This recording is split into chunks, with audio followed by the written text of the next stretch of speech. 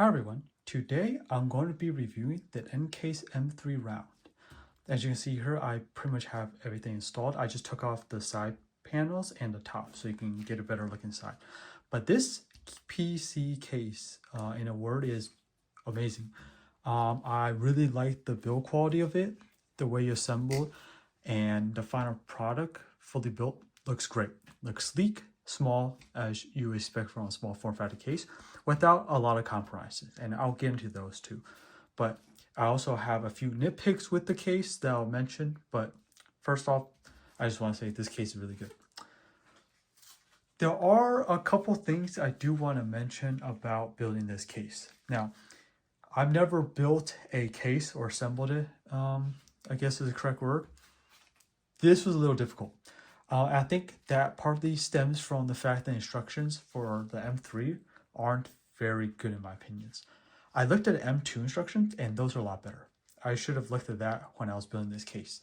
But if I was you and I had to start over from scratch, I would look at the M2 instructions and sort of use it as a guide with the M3 for any differences between the cases.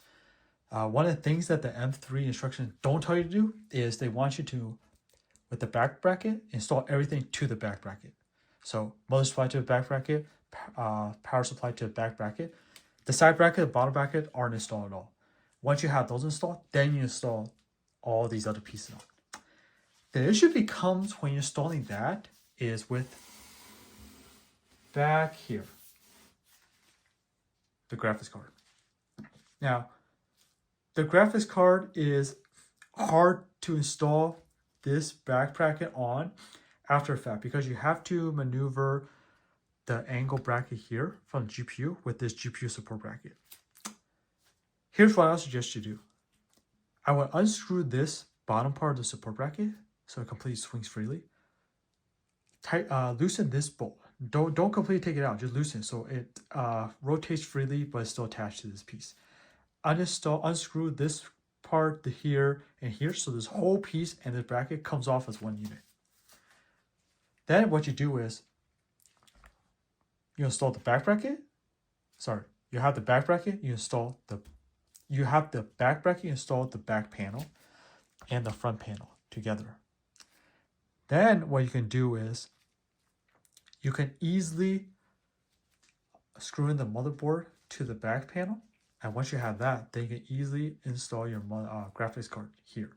Then once the graphics card is installed, then you reinstall this piece.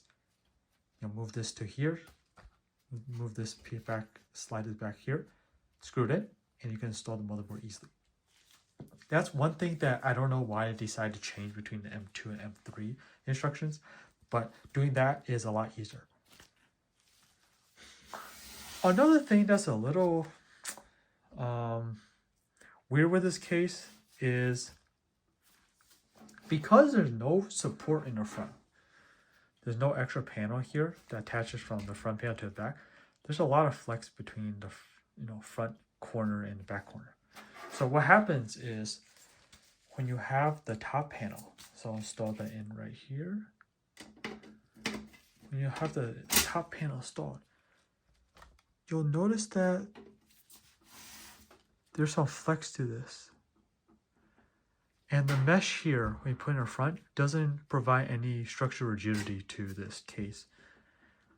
So even with the screw in, there's a gap about this much, and you can push it like this.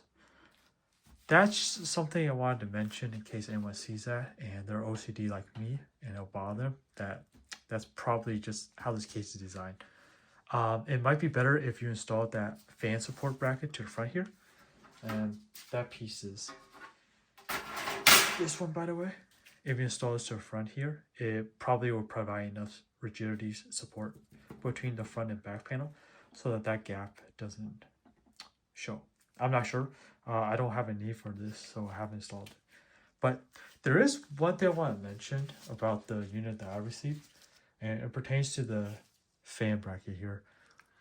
If you look in the corner here, I'm not sure how well this picks up, but you can see right here there's a decent gash from the outer coating. And it's kind of sharp. But I contact support and we'll see whether they or replace this, or say this is within spec. But I just wanted to mention that I don't think other people will have the same issue. Yeah, I just got unlucky in that sense. But this is the PC case in itself. Really nice. Really like the materials, as I said before. And there's a lot of space in here for you to do everything. So much space, in fact, that you can actually install a micro ATX board here if you want it. That leads me to the next point is if you're deciding between the M3 Round and a grader, because the grader version has drilled machine holes in the front here, you can actually face the power supply to the front and have air pulling in from the front. And that's required configuration change with the power supply with a micro ATX board, because the micro ATX board will go all the way to here when you're installing. So up to this part of the power supply, meaning the way it's installed now will fit.